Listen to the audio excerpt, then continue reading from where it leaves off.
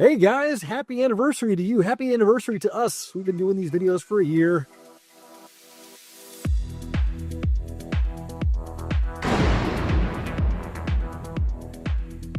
Just a little bit of housekeeping before we get started today. As you can see, we have a guest judge with us, Ryan Albanese, one of the all-stars of this hobby. Welcome, Ryan. Thank you. Ryan is not with us today because, those of you who know Ryan well, know that the way his voice has been sounding lately that's not the way he sounds. He's been having trouble. His vocal cords have been damaged from something called dysphonia, and right now he's getting that fixed. He's traveled across the country to a really experienced specialist who deals with these kinds of surgeries, and he's helping Ryan get his voice back. So hopefully he'll be back maybe next month, if not next month, the month after that. But until then, we got guest host Ryan. And I'm excited about this. I'm excited to hear a new perspective, a new point of view as to what makes a good shot good. I'm looking forward to hearing from you, Ryan. Same. Ready to get started. Much respect. That being said, Ryan did still vote this month. So the outcome of this video is actually the average of 5 opinions rather than just the average of 4 opinions. So hopefully there's even more balance in this month's top 10. In addition to that, now that we are moving on to our second year doing this, we are broadening our searches. We are widening the net that we cast. In addition to the bigger groups, in addition to historic film locations, in addition to the Then and Now group, we're looking into the smaller groups. But we've also started our own group. There is now a group exclusive to these videos, and this isn't about stealing from the other groups. All the places you've always shared, please continue to share there. But if you have a shot that you think is special, and you want to make sure that it doesn't slip by us, be sure to share it in the top 10 movie locations group. That's kind of like the hotline to our attention. Snap. Yep. The 900 number. Yes. Make sure it doesn't. Also, we're looking on Instagram now. We're going to start looking on Instagram because there are so many people that are really good at this hobby that don't do the Facebook group thing. They share on Instagram. So we want to make sure that those people don't get missed. If you are one of those people, we're going to try to get a hashtag going here. Hashtag top 10 movie locations. That'll be your second hotline to getting our attention.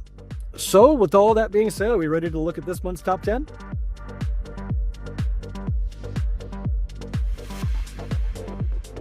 Well, I guess it's a good thing we're getting the Oscar report section of this month's video over with quickly, because it's like the past couple of months, this has been the Oscar report show. But this shot from Tomorrow Never Dies, this is one of his best, I think. This was my number one vote. You got foreground in wardrobe, you got background in wardrobe, you got the forced perspective with the car, all three of those things being done to a flea's ass accuracy. Oh, love it. I also looked at that, and the first thing I thought was for the older generation, when you used to be able to buy toy guns and you could have actually held a toy gun, I'm guessing he's holding an umbrella. Yes, it's umbrella. For today, that if anyone saw someone with a gun, there'd be absolute panic everywhere.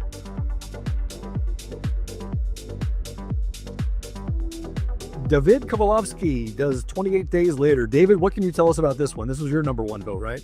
I don't remember if this was my number one vote, but I do like this photo. It's a very simple photo. Normally, I wouldn't go for something that's like, you know me, I like when people find pieces of a geode sticking out of a rock in the middle of a canyon and then go find that and put that behind their head. So this is a little bit more simple when it comes to the things that I would vote as a high up piece, but I just really like how he's standing looking off right under the right spot in the lot, like, you know, against the framing of the background of the lion statue. So this one just stood out. As also, Justin, I mean, you'd know, normally wouldn't that bridge like have like lots of people walking across it? Yes.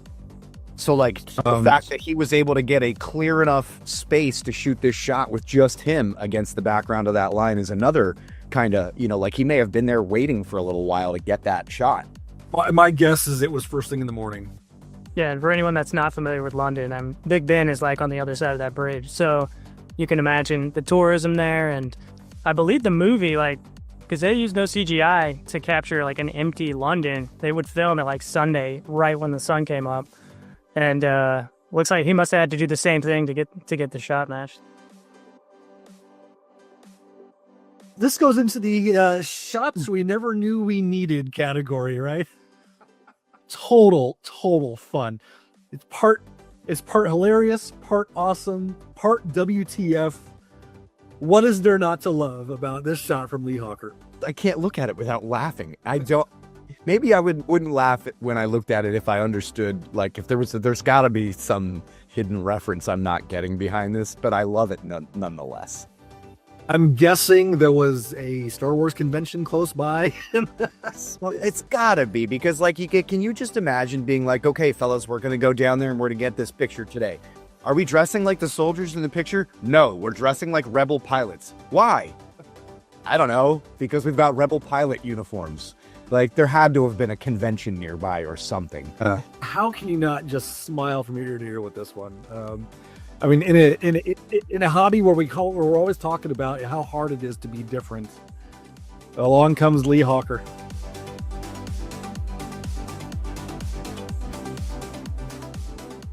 Okay, number 7, David Komalovsky with his second shot of the month, or second shot in this top 10. Ryan, this was your number 1 vote. What did you love about this one, Ryan? Well, it was tough to pick a number 1, but ultimately I went with this one because it's one of my favorite subtypes of matchup where you see it reveals what the plate shot is and what's the visual effects. And on top of that, the architecture in the real location is incredible. So I had it at number 1. I just thought it was a great shot.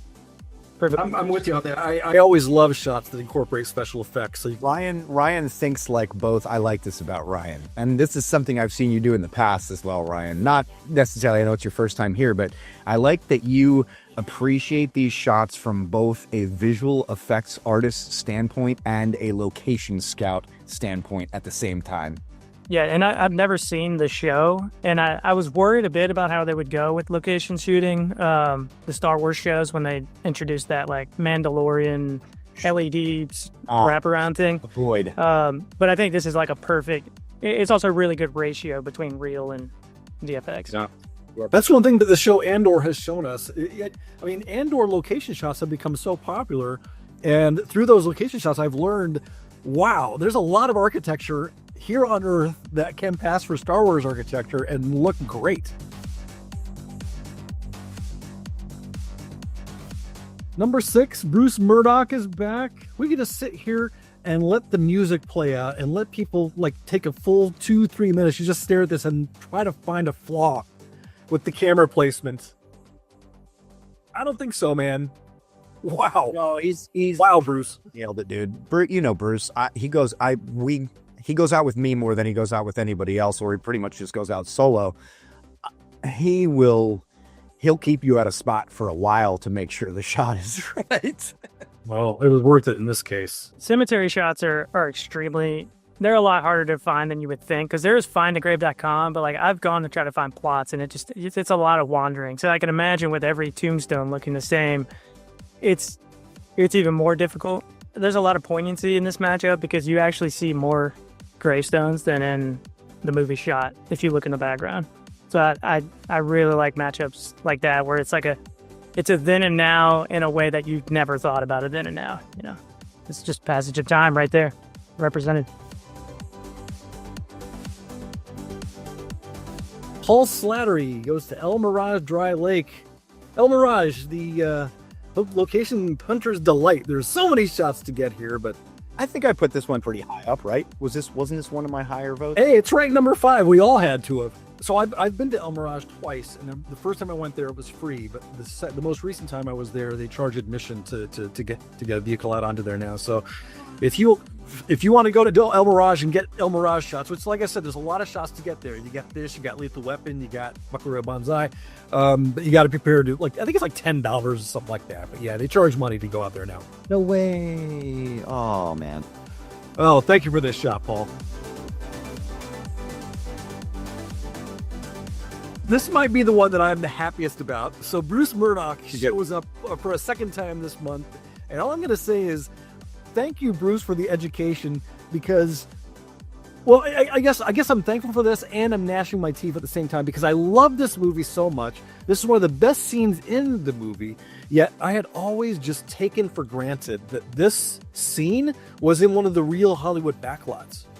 But no, this is a place you can go to. And Bruce taught me that. I had no idea.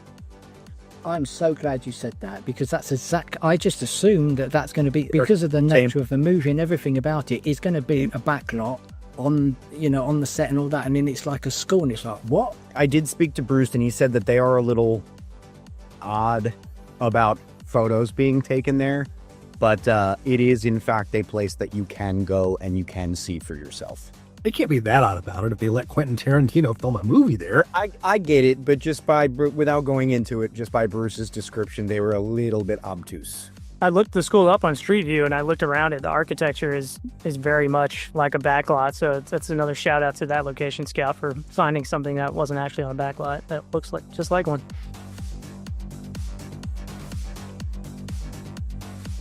All right, number 3, David Kalasovsky for this third appearance, and this one, okay, Sue, I got a bad attitude about this one.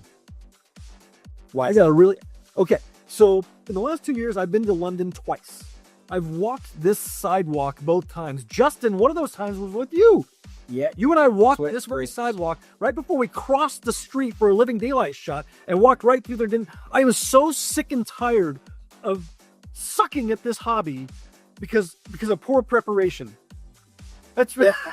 So, like I said, twice, because last year I was there with my wife, because this is right across the street from Trafalgar Square. We were doing American Werewolf London stuff, so a second time, walk right through there, and then I learned about this. What surprised me about that was when we went together, you didn't notice that I was walking like that. Because we were in a hurry. I had a plane to catch. I get in the background, and James is completely oblivious. Yeah, here I am walking along with Justin, and suddenly Justin starts goose-stepping, and I don't notice it. You have to do it. It's the Ministry of City Walks. It's just a national citizen. You can get fined for not doing it if you're a British national. Oh, perfection. Okay, so I blame you then, Justin. But anyway, so back to the shot itself. Let's stop talking about me. What David? This is so good. I mean, this shot is what it's all about. This is what the hobby's all about, right? Look what David's doing. Yeah, and that's a good leg raise. I was gonna say, I don't think my hip flexors would allow me to mess that one up. I'm not sure I'd be able to do this one either, to be honest.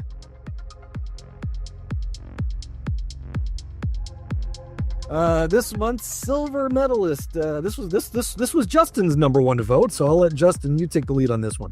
I always look at these and think anything like finding a tree and getting the angle is a lot harder than it looks.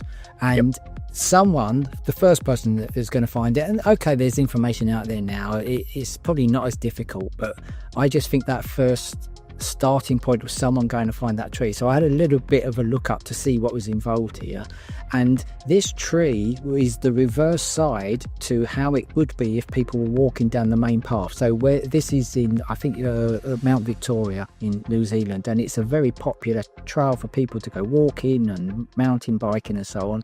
But this tree and this angle is on the other side, that you'd have to walk down a little bit of a slope and come round on yourself to get this angle.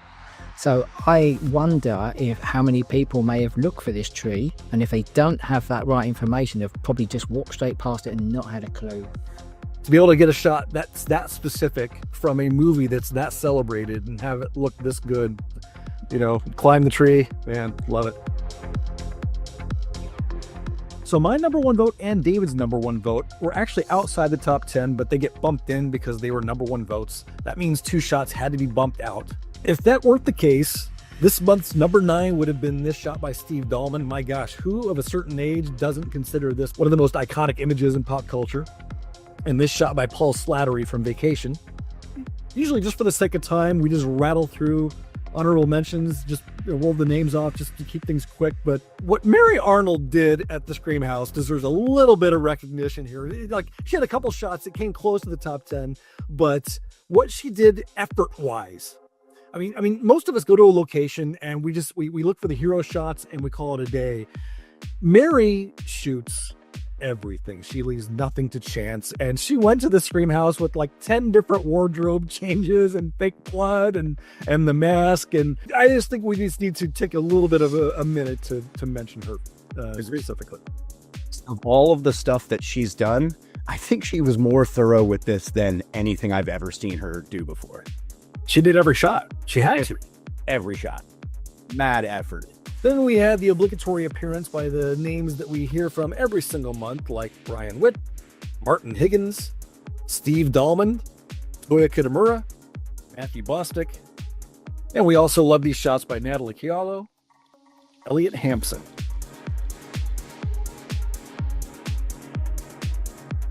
I tell you, if this hobby had a Mount Rushmore, Phil Grisheo's face would probably be on it, right? Not probably. He would be Washington, I think. Justin, you go ahead. You probably know a lot. Yeah, I bet I've been to this. Like I've not posted it yet. I don't know why, but I've been to this. So obviously, yeah, it's just a standard train station. It's dressed. There's quite a few scenes, but it's the memorable scene because there's the scene with Donovan when they're saying that the Growl is with Brody, and he's like, there's no way you're going to find him. He's got a 2-day head start on you. He knows every language in the world. Then he cuts to the scene and he's like, hello, does anybody speak English? And he stands out. Yeah. So this is that scene. And obviously when Sala meets him and he gets in the truck, yeah. Literally one of the best single throwaway cutaways ever done in any movie. So I guess that wraps up year one for us. Let's move on to year two. Hopefully, onward and upward. Ryan Albanese, of course, thank you once again for sitting in for Ryan. Loved having you here. You guys, if you're not familiar with Ryan, you should check out Go Into the Movies on YouTube. Ryan's videos are phenomenal. But have a great October. Keep on with the spooky shots. Please stay safe. We'll see you in a month.